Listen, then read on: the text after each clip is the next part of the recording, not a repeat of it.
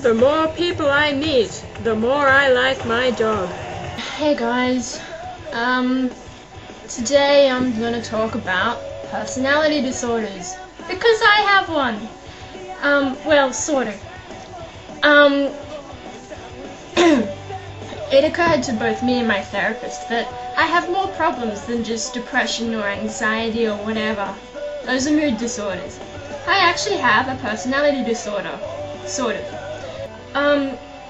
But yeah, I sent her an email the other night suggesting I might have schizoid personality disorder, and she said, yeah, that actually kind of fits. So, today I went and saw her, and she gave me some stuff to read about it, and she said, I do have a few schizoid traits, but not all of them.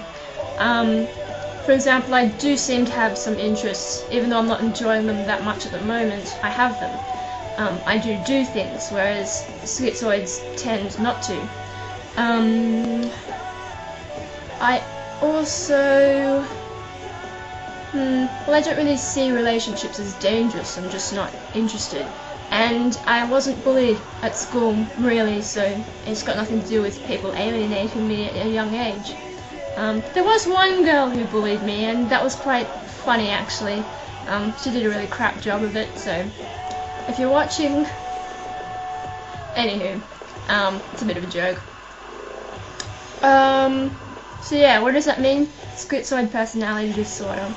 So, yeah, I have no desire for proper relationships or socializing. Yeah. What else? I'll have a look in my little folder. I got a little folder for my therapy notes. Woo! Isn't that fun? Yeah. And I've got all this crap. This is like some traits thing I did. Oh, you can't see it. It's from Authentic Happiness. If you look up that website, you can do all these quizzes and it's supposed to be helpful. Oh, I think I've gone past it. So yeah, this is the photocopy. There we go, you can sort of see it now. Cognitive Therapy of Personality Disorders. Okay, schizoid. The main feature seen in individuals with schizoid personality disorder is a lack of and indifference to interpersonal relationships. And that describes me pretty well. The DSM-4 diagnostic criteria for schizoid personality disorder, which is what most psychs use, yada yada, a pervasive pattern of detachment from social relationships and a restricted range of expression of emotions in interpersonal settings, beginning by early adulthood and present in a variety of contexts, is indicated by 4 or more of the following. 1. Neither desires nor enjoys close relationships, including being part of a family. That's pretty true of me. My family leaves me alone when I need the time, so, you know, it works out alright. Yeah. 2. Almost always chooses solitary activities. That's pretty true. Even now, though I'm talking to people and I'm talking pretty fast and I seem excitable, I'm really just talking to a camera. Not to you, I'm talking to the camera. So yeah, this is still solitary, even though I'm kind of talking to people. Okay, 3. Has little, if any, interest in having sexual experiences with another person. That's true too. I've said it a billion times. I'm asexual, so go away. Unless, like, you know, I don't know. I suppose some people are interested in what asexuality is. Takes pleasure in few, if any, activities. That's true at the moment, but that's probably more my depression than actual personality disorder. Because I do enjoy some things when I feel good, I think. What time is it? Still got time. 5. Lacks close friends or confidants other than first-degree relatives. That's pretty true. I don't have many close friends, and we only talk over the internet, usually. Sometimes we meet up, but not too often, and that suits me because socializing does drain me a lot. 6. Appears indifferent to the praise or criticism of others. I'm not sure about that one. I think I sometimes worry, and sometimes I do feel good when people say good things. I don't know, I'm not sure about that one. Okay, 7. Shows emotional coldness, detachment, or flattened affectivity. Yeah, well, I'm pretty good at pretending to be nice and happy or whatever. I suppose I can be a little bit detached but that again it's a hard one because I'm so good at pretending to be ill that you know, whatever. Okay, and B does not occur exclusively during the course of schizophrenia, a mood disorder with psychotic features, another psychotic disorder, or a pervasive developmental disorder, and is not due to the direct psychological effects of a general medical condition. So basically, if you have any of those things I mentioned, to be diagnosed as schizoid, you've got to have had it before whatever other condition you end up with. It is kind of related to schizophrenia, but the difference, as far as I can tell, well, I'm not insane, not really. I'm still pretty in touch with things, don't hear voices.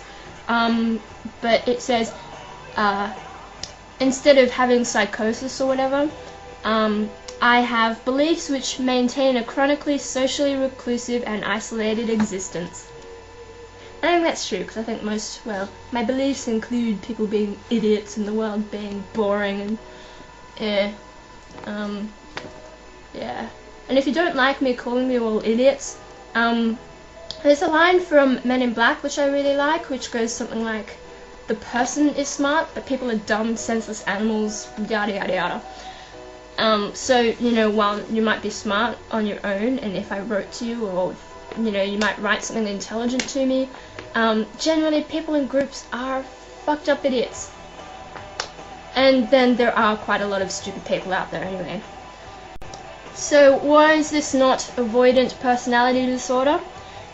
Because those people want relationships, whereas I don't. Schizoids don't give a fuck. Okay, one thing which really isn't me is, like I said, the bullying. Yeah, and that's the main thing. You know, I don't view people as dangerous either, like relationships and things. Okay, comorbidity. You can have depression and schizoid at the same time, but usually it's not because you feel bad about yourself or, you know, you're rejected by people. A lot of people who are depressed think that they're the ones who, you know, are worthless. Whereas schizoids who are depressed, well, they don't usually get that depressed, but they can, because of beliefs regarding the futility of life and their existence. And that's how I feel. Life is stupid. And there are a few things in here about therapy. You know, it's an interpersonal thing, so it's a bit difficult for schizoids. Yada yada. Something else that's different about me is they have this case study about a guy called Derek, and Derek fears dropping his sort of safety guards or whatever. You know, he won't look people in the eye much or whatever because he's scared that people will see how weird he is and reject him for that. I don't have any issues with that. I dress weird on purpose, so no biggie. People generally think I'm normal, so apart from all this. But yeah. What else? Okay, so here's some weird stuff I did earlier today.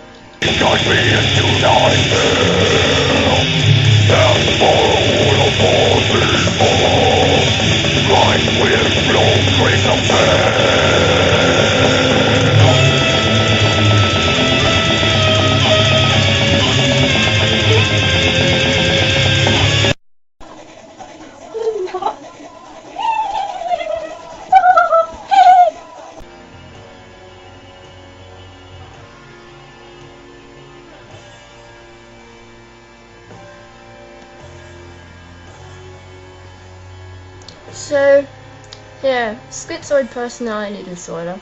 I don't quite have it, but I have a lot of the similar traits. It's not a very well researched personality disorder, so that could explain why I only sort of fit onto the continuum. And I kind of find it comforting that I don't quite fit, because I like being strange and different, and if I just fit into a category like that, I'd be pretty annoyed. I'm drawn to things that are different, and if I wasn't different enough, I'd be upset. Bye-bye! Schizoid! Schizoid! Schizoid!